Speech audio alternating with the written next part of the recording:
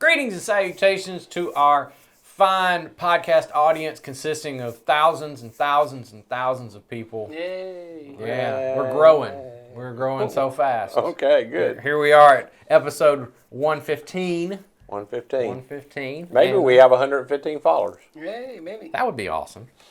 I will never know that, so I won't go back and check. But anyway, if you're just tuning in, my name's Jason. This is Ed. This is Nathan. We are on the teaching team at Community Christian, and we are having conversations every week about how to help you and us think better like Jesus would in our world, mainly through the kind of conversations you guys ask us to have. You kind of, especially for the past several weeks, I haven't had to make up anything. Everybody just keeps sending in topics and sending in questions. love it. Yeah, that's better. You don't want me making up stuff. You want to direct the conversations we have. And Jason and I would talk about the Braves, and Nathan wouldn't care. Yeah, There he would sit there and just be bored. Yeah. I True. apologize for that, Nathan, whenever we do that to you. But anyway, so today we have a question that's really, it's pretty broad, but I tell you what struck me was the person who asked this question, I felt it. And I'll just give you a little clue. If you make me feel something with your question, you're going to make me really want to focus on it, because I felt for the person who asked this question. I really, as a pastor, I thought, man, we really need to have that conversation for the sake of this person. Even if you're the only one who had this thought, but I bet you're not. You're probably not the first one to feel this. And so I want us to talk about it certainly to teach you something, but in a more pastoral way. I think that's what this conversation is going to be. So I'm going to read the question, and I think you'll see what I mean. Questioner says, as a child, I was always taught that as long as you just believe in Jesus, you're saved and you're going to go to heaven. I am not sure that is enough now. What are your thoughts? And again, the reason I felt something was because I felt as if whoever you are now doubting your salvation. And I do not want that at all. I don't want that to be even a part of your feeling these days. So, and the reason is because of some of the things that we do talk about on this podcast, the way that we talk about things on this podcast may have led you to think that, or may have made you feel in this way, or maybe I wouldn't even say you have misunderstood us. Maybe you completely understood everything we said, but it still led you in that direction. And like I said, I don't think you're the first person to feel that way. I think all of us go through moments where we have doubts. In fact, I don't think doubting is a bad thing at all. I don't either. It's a part of what we talked about a few weeks ago of rethinking your thoughts. So, well, and I was going to say next, let's see, Easter's coming up this Sunday.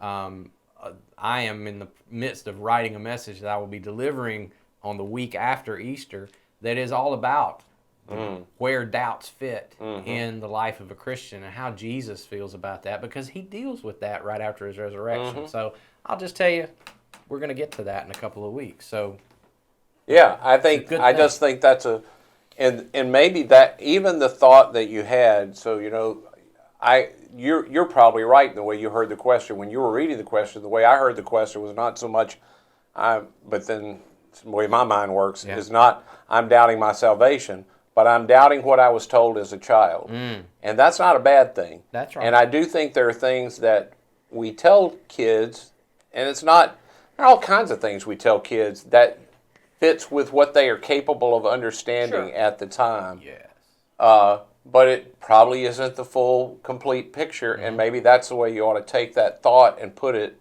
That is a rudimentary kind of thought, but it's probably not complete enough. Yes. Yeah. So I thought we would have a discussion about, and we've talked about it, but I wanted to go in this direction, go right at it, is when Jesus, the writers of the Bible, call people to come to faith, or they tell them to believe, what exactly are they calling people to do? And when do you know you've done it? Because that's a very important question of how do I know, It reminds me of the guy who came to Jesus, and Jesus tells him, he says, I want you to heal someone I love. And Jesus says, well, have faith. He says, I do, but I need you to help my unbelief. Yeah, that's right. So he knows he's got some, but he's wondering if it's enough. Right. And I felt that maybe that's where this discussion is. So let's talk about that. I think the best way we've been doing John. So John talks about faith in, trust in, that the idea is I think in a way that I'd want to try to explain it is, I have faith in something when I am ready to act as if it's true.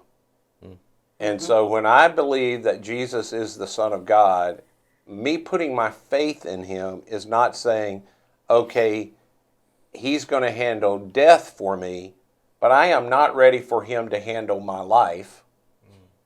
Yeah. I might not have faith in him. I might have decided I have a little bit of partial faith about something. I don't know what's going to happen, and he says he can take care of it.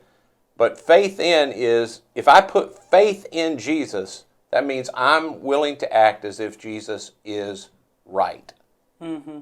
And I'm willing to act as if that's true. So if Jesus says for me to do something with my money, or to do something with my anger, or to handle my marriage in a certain way, or to handle my body in a certain way, faith in Jesus. So when somebody says to me, can faith alone save you? That kind of faith, because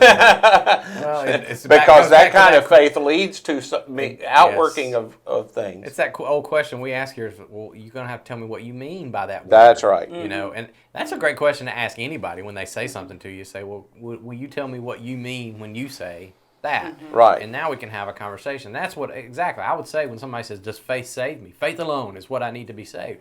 I often will say, well, tell me what you mean by faith. And because I think a lot of people, and I grew up with this tradition, I'm sure, a lot of people did, where the goal of Christianity was I got to get myself saved. Right. And a lot of times they didn't even tell me what I was supposed to get saved from. Eventually I figured it was some kind of fiery torment that I'm really ought to be scared of. And therefore I need to say the right word at the right time and have the right kind of thought about this Jesus guy that they're telling me about, so that I don't get burned up one day after this life is over. And that was the only thing that got pushed onto me. Mm-hmm. Right. And that kind of an approach has often led us all to what that eventually leads to. I don't care who you are. It always leads you to say, okay, well, I don't want that. So you draw the line and I'll go cross that line. But I need a line. Right. And anytime you are relating to God based on that type of a posture of, God, show me the line so that I can cross it to get you appeased. That's really a pagan way of thinking about God. Is. Yeah. Maybe I should have unpacked that. Maybe I should have said it that way. Maybe people don't understand what I mean when I say a pagan way of thinking about God. It's the old way of thinking that there are this pantheon of gods up there that are just really detached from humanity, and if they are involved, they're really, really mad, and I've got to do the things that they tell me to do, or else they're gonna squash me. Right. And so I did everything that I knew to do. And it leads people to do all kinds of stuff to appease an angry God so that I get on his right side. That's not the God revealed in Jesus. No. In any way. Yeah. So. Yeah, I think if I was talking to someone about this, it's hard for me to backtrack through your misunderstandings. If it's possible, I just don't know. Backtrack through what you might misunderstand. Maybe easier just to explain what I think when Paul says by faith, by grace we're saved. Mm-hmm. But it's by faith that we come to grace. All those kind of things. It's a gift of God.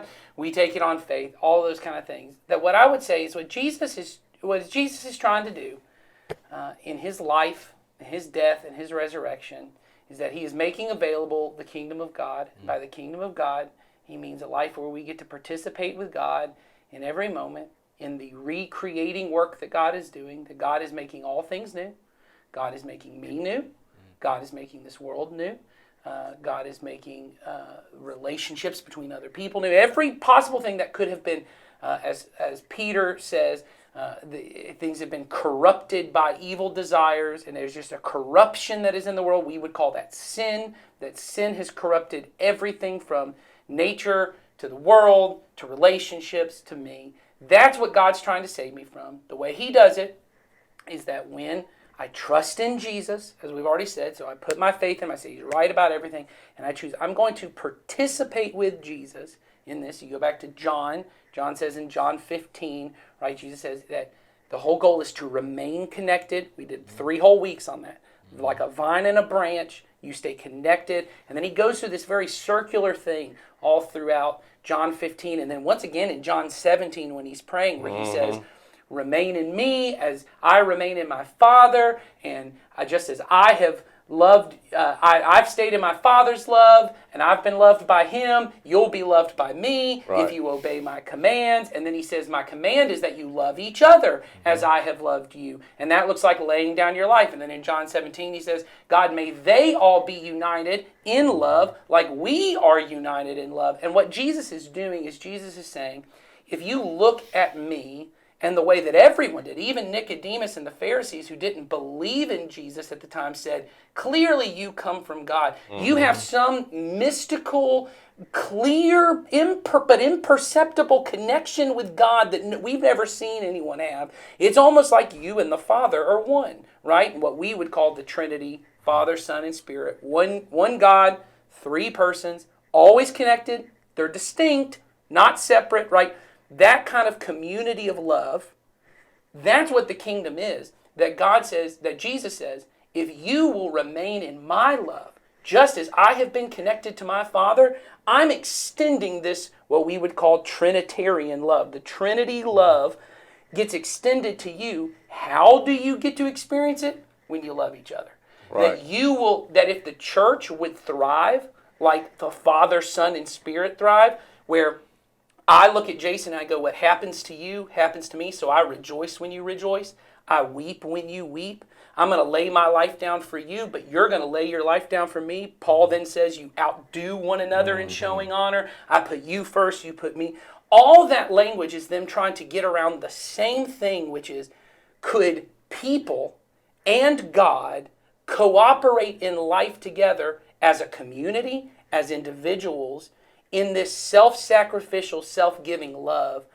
What Jesus is saving me from is an eternity, but also right now, where my whole life's about me. Right.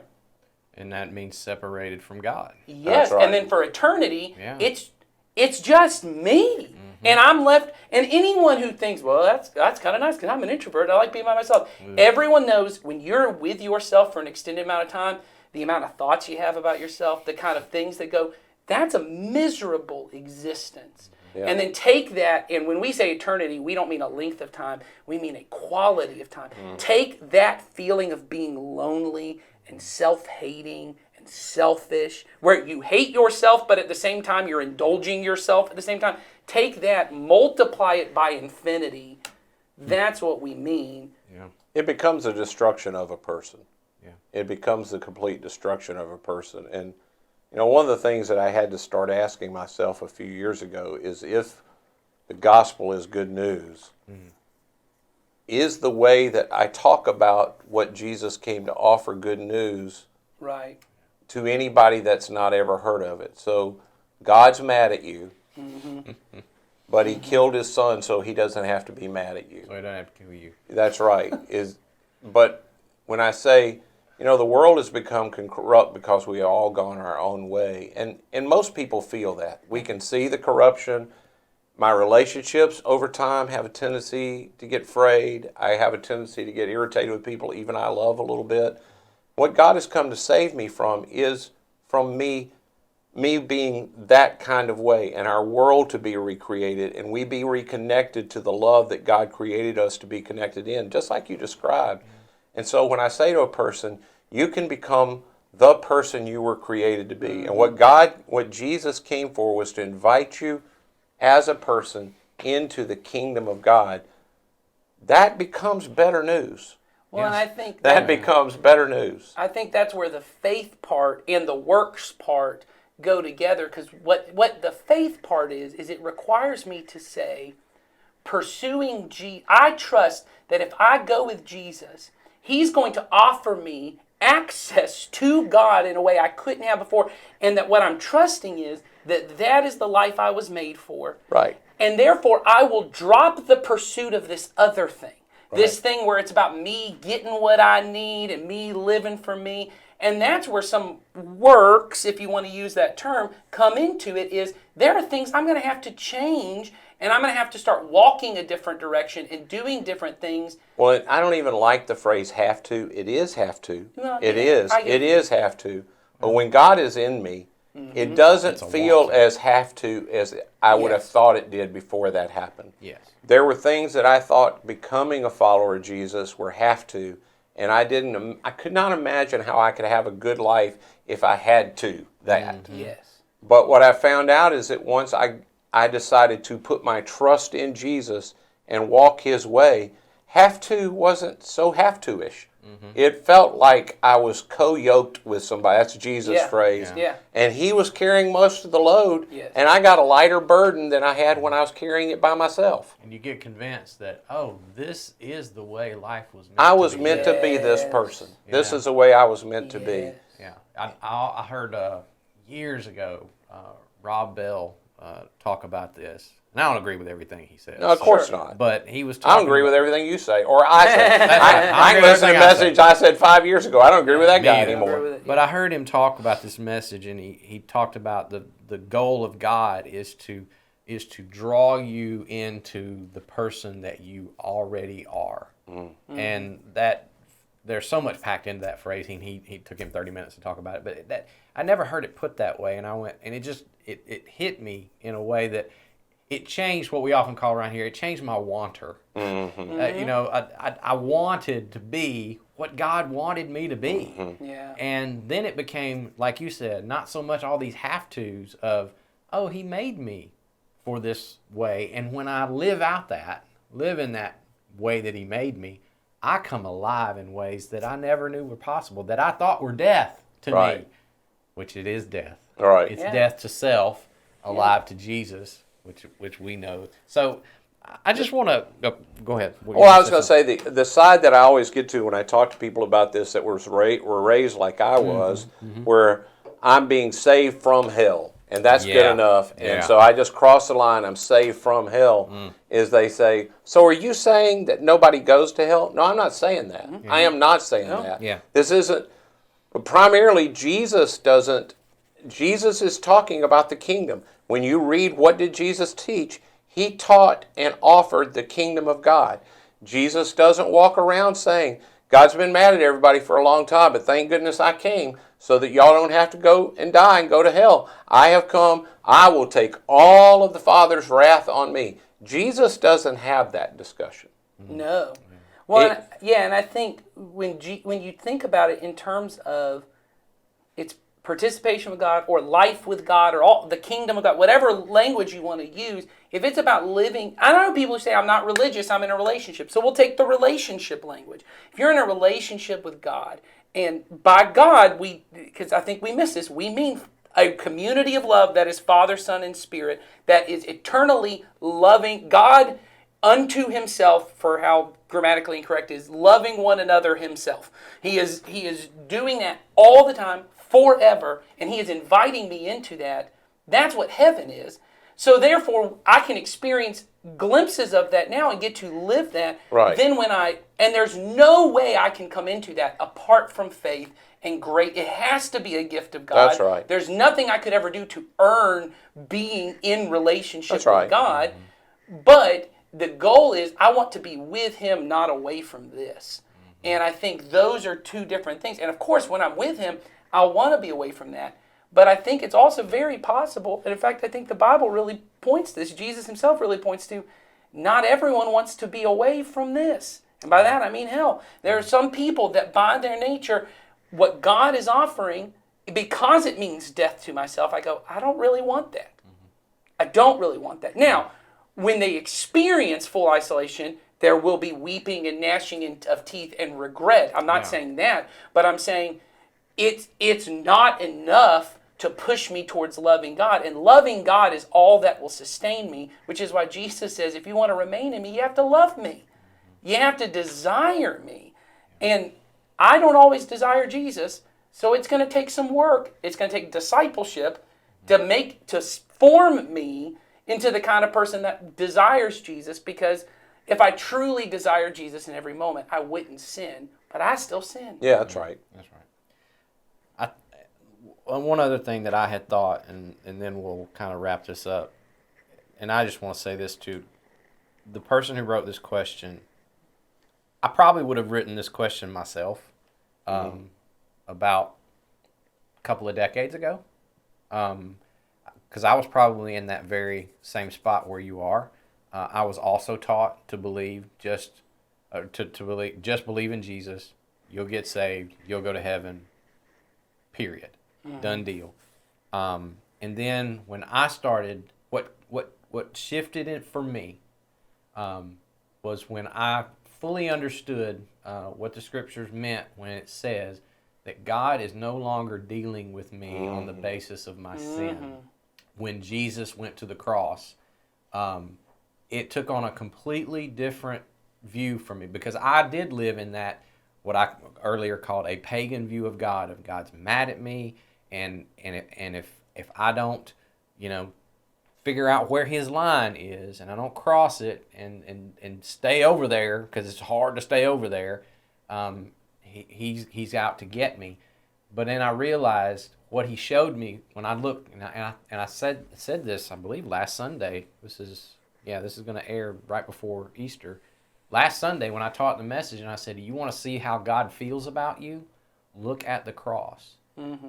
That self-sacrificial, that I love you so much that I'm willing to do this for you. That was before you ever breathed a breath of air. Right. That was before you ever even thought about rebelling or thought about doing anything good. It had nothing to do with that. God has been dealing with you on the basis of his Son from the very moment you've ever existed. And so if you can come into that place where you fully just accept that, it changes things. And now I don't walk, and I'll just tell you, I lived for the most part of my life with a fear, an unhealthy fear of God, an unhealthy fear of what might happen to me if I got on the wrong side of God. And then I've realized what the scriptures were always saying to me. I just missed it. You're not on the wrong side of God. Right. Unless you want to just keep running, you can keep running and go that other direction. But if you want this, it's been done for you. And that again, back to that other discussion we had, it changed what I wanted in life. I didn't want to escape punishment. I just wanted God. I wanted love, who personified, and that is Jesus.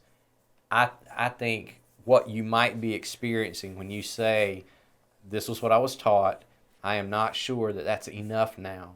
I would say to you, I don't think it's enough either. I don't think it's enough to sustain you in this life that God created you to live. It's better than that. It's just better than that. You don't have to run around just trying to escape God's wrath, trying to escape hell. You've been invited, Nathan's already said, into his presence and peace and his kingdom in this moment right now, if you just trust that he's right about it. Right, that's right. And then that is enough. Yep. So I hope that brings some comfort. I think that's a good place to leave that. So yeah. I just, like I said, that's probably why I said this in the beginning. I felt this question when I first read it, because I have felt it too. And I think we all, in ways, have felt it too. So, and if you need more on that, I say this almost every time we get done with a discussion. If that's not enough, you need more, you want to talk directly to us, we're always willing to sit down and have a conversation about this. Reach out to us. Let us know how we can get back in touch with you. If you would do that for us, we would certainly have that conversation to maybe help shore up some more of that stuff if you need it. Hopefully that helps. So, All right. That's it for this week. I don't have. This is the end of this taping period. We take 3 at a time now, so I don't know what's next week. But I do know I have at least. I know there are at least 3 questions sitting in my file waiting. Okay. And, so Here we for go. those of you who have asked questions and you're like, man, it's been 3 or 4 weeks. I haven't even talked about my question. They're Got coming. the question. They are got it. coming. I'm going to get to it. In fact, there is a question coming. This is a preview for coming up in a few weeks. Somebody wants to know, is there anything that the 3 of us disagree on? That's going to be I'm a fun confident discussion. that there is. That's going to be Yeah. a fun discussion because they're like, y'all seem to agree on just about everything. Is there anything y'all disagree on? So we're going to find it. And we're just going to have we're going to battle royale right here. All right. That's how we roll. All right. Sounds good. I'm okay with that. I don't care. I don't either. But I just thought that was an interesting question. It is. So that's coming up probably in the next 2 to 3 weeks. So hang on for that. So All right. But keep sending us questions. The link is in the description, and you can direct this conversation as much as you want. So y'all have a great week, and show up this Sunday, Easter Sunday. Easter Sunday. Big See you old then. day. It'll be a great one. See you then. See ya.